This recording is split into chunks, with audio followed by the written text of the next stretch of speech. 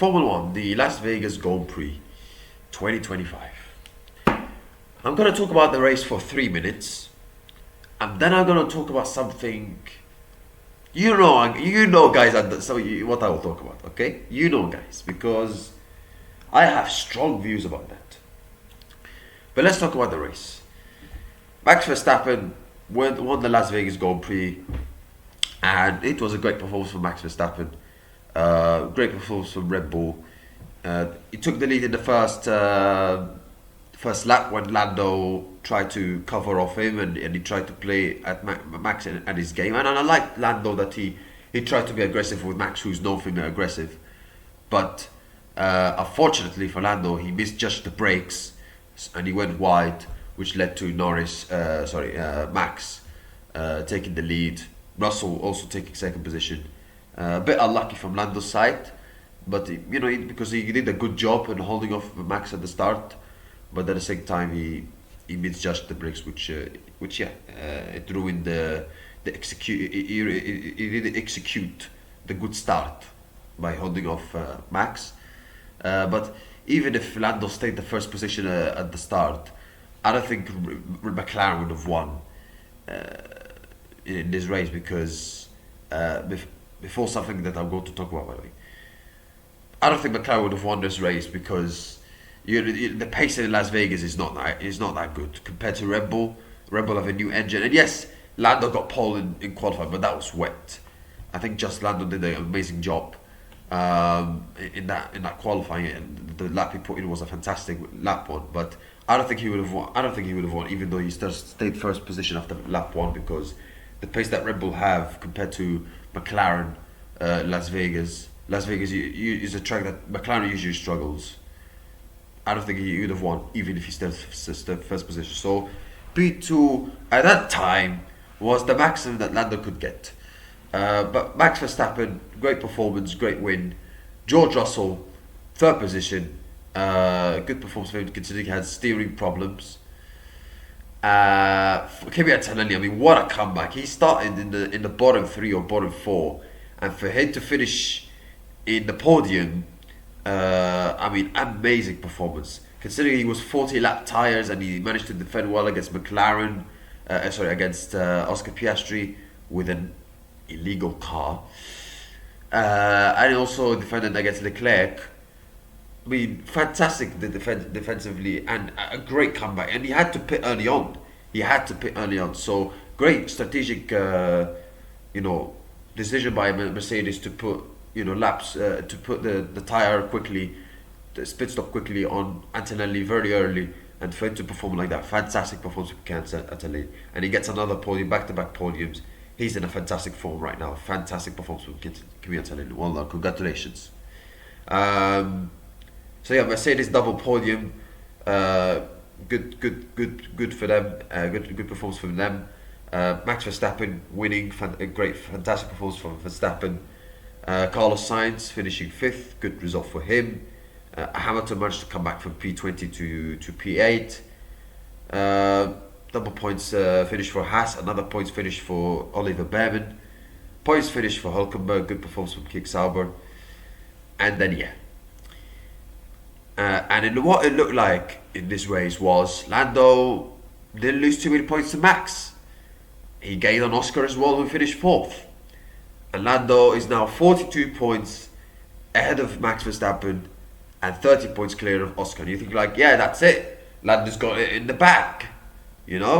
Surely that's it. He did what he needed to do coming to the Las Vegas. Not lose too many points to Max and gain on Oscar. And he did that, right?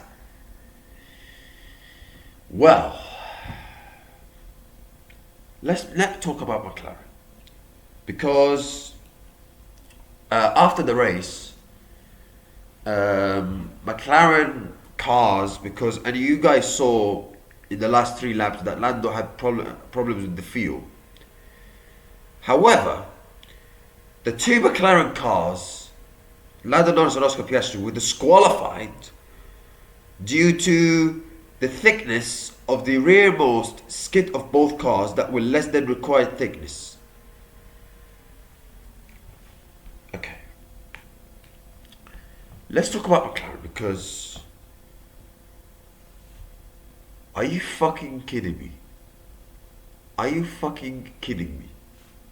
You're letting, for a team, listen, disqualifications, mistakes can happen. But for a team that is destroyed everybody up until Baku, for a team that won the Constructors' World Goal, for a team that was getting 1-2s right, left and centre, for a team that was winning races after races after races, for a team that was dominating, for a team that has 2 drivers of fighting for the Drivers' World Championship, and you have, in the most critical time of the season, put an illegal car to both of the drivers, and you get disqualified? I'm sorry. Inexcusable, embarrassing, shambolic, disgraceful mistake from McLaren. Shambolic. And by the way, they knew they had this problem in practice 2 and free practice 3 with the fuel. They knew they had this problem. They knew about it. I think it's just because they saw what happened in qualifying and they saw Lando get pulled, they think like, yeah, easy peasy, yeah, man, whatever. No, it was a wet session. You have to adapt. I don't know, maybe they didn't have enough time. But come on, like really. And by the way, Will Joseph in the race was telling Lando to push more, go get Max. I mean, why can't you settle for second? Red Bull have a better pace than you in Las Vegas. Why can't you settle for second? Finish second, Lando. It's a bit like football, for example, where you're winning 1-0, and yeah, you want to score 4, 5, 6 goals, but it's better to hold on to park the bus and win 1-0 and go home. But no, like McLaren, of course, they have to find a way to shoot themselves in the foot. Of course, McLaren have to somehow, some way, put Verstappen back in the championship fight. How can you let this happen? Norris was cruising. Norris was winning. Norris was having a great chance of winning the championship. It was almost said and done. He won the championship. That's it. You know, Lando could have, after this race, could have gone to the party in Las Vegas, in Nevada, and drink some beers or Coca-Cola or something and celebrating. And he's going to win the championship. But no, instead not, because his team are so incompetence. Absolutely disgraceful. And how many issues Lando has faced this year? How many issues? This one, engine failure in Zandvoort, brakes problem in China, problem in Belgium with the battery, pit stops problems. How many issues he's faced? There's so many now. That's cost him points. If he didn't have those issues, he would have won the championship by now. Absolutely disgraceful mistake from McLaren. To do it in the most critical time of the season. To both of your cars. I mean, Oscar Piastri, I mean, yeah, it might be a bit of relief for him because Lando's getting points on him and now he's back to 24 points. But at the same time, he's got to start performing because he's got nothing right now. He's got nothing. He keeps finishing 4th, 5th. I mean, he's got nothing now. But whereas Lando, like, I feel sorry for him. I'm a Formula 1 fan, but I feel sorry for him on a personal level because you think like, okay, I've got a great chance of winning championship, and instead it's taken away from you. You got something you've got nothing to control. And he did what he needed to do coming to Las Vegas Grand Prix, and I said it. What he needed to do was gain on points on Oscar and not lose too many points on Max. But because of his incompetence from his team, all that effort from him goes away. I mean, McLaren, you should be blamed on this. And if you lose this Drivers' Championship, oh my God, if you lose this Drivers' Championship, do you know how embarrassing it will be? Do you know how disgraceful will that be? For you to let somehow, some way, put Verstappen back in the title fight. It was over. We all thought it could be over. After the Brazil qualifying, we all thought, yeah, it's difficult for Verstappen. But somehow, someway, McLaren want to make it dramatic. Somehow, just like 2007, just like in the Constructor Championship last year, they always want to make it hard for themselves. They have to make it dramatic. Always, man, always. Bloody hell, man. Bloody hell. Like, why do McLaren do this to themselves? Why? You have a great chance of winning the Drivers' Championship. You could have said, Lando, just hold second position. You didn't need to push like crazy. And the gap to Max was like 4 seconds or 3 seconds. It was always going to be difficult. And I don't think there was enough laps for him to catch Max. And Red Bull car was looking very strong. Do they not know that Red Bull was very, very fast in Brazil in the race? Like, again, like I honestly don't understand. I really don't understand McLaren. You shot themselves in the foot. And now look at the drivers' standings. Lando Norris is 24 points clear of Oscar Piastri and Max Verstappen. Max Verstappen is level on points with Oscar Piastri. I mean, you have to give a lot of credit to Max Verstappen. The comeback he's made, an incredible comeback from the machine. For an absolute machine, incredible comeback. He was 104 points behind Oscar Piastri after Zandvoort, and now he's level on points. Absolutely incredible from Max. But from Verstappen, from Piastri's side, I don't think he's got nothing in him. Maybe, I don't think he's got nothing in him. I mean, he's gonna finish third at some point. At this point, he's gonna finish third, right?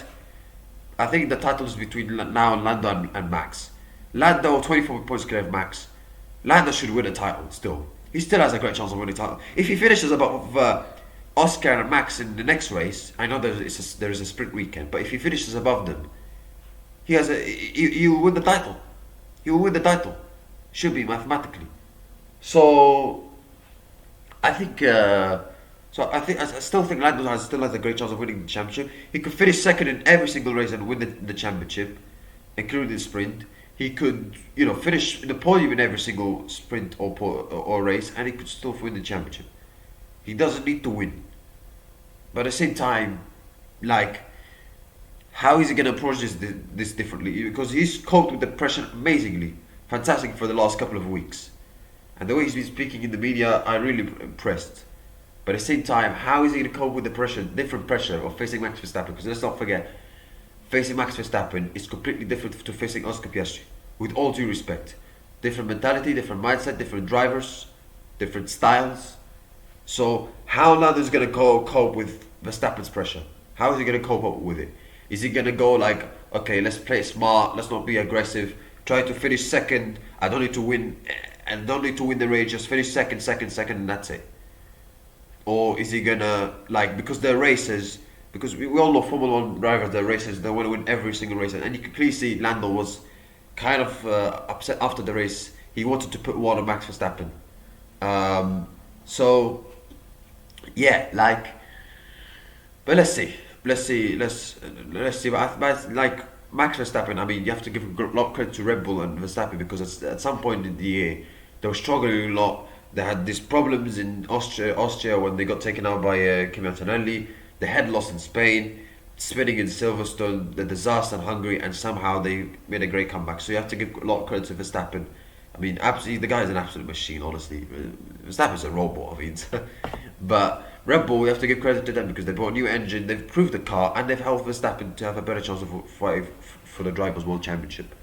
So well done to Red Bull, and well done to the Verstappen. Great comeback. And listen, in a personal level, I feel very sorry for Lando, because he should have won this championship like he should be winning the championship in a much easier way if it wasn't for the problems he's had without his control. But in a entertainment level, as a Formula 1 fan, this is great. We all want to see a close championship because we all thought Lando could win it before Abu Dhabi. So he could still win it before Abu Dhabi, but there's less chance of it than it was before the disqualification. So yeah, I still think Lando will win the championship, but at the same time, this double disqualification makes it more and more interesting. So yeah, let's see. But Qatar is going to be very, very crucial, especially with the two mandatory two pit stop. It's going to be very, very crucial. This is going to be a very important race in this sprint and in the race. Very, very important. So yeah. Now, so that's it, guys. Thank you. I wish you have a nice day. See you next time, and goodbye.